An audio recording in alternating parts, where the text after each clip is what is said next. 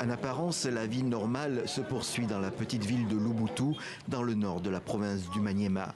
Pourtant, des nouveaux venus ont fait leur apparition, en nombre, plus de 43 000 selon les chiffres officiels.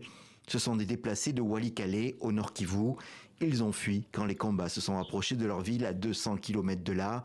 On les retrouve dans des abris de fortune, complètement démunis. Quand nous avons appris que les rebelles arrivaient au niveau de Walikale, nous sommes partis directement vers Luboutou.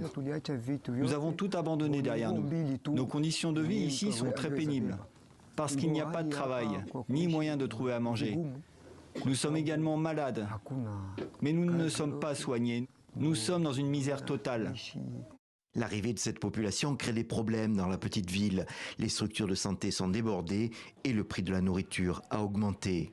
Pour le moment, il n'y a pas d'organisation pour leur assistance. Nous sommes en train de faire des lobbying.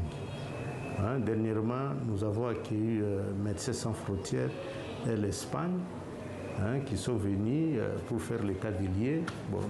Nous attendons.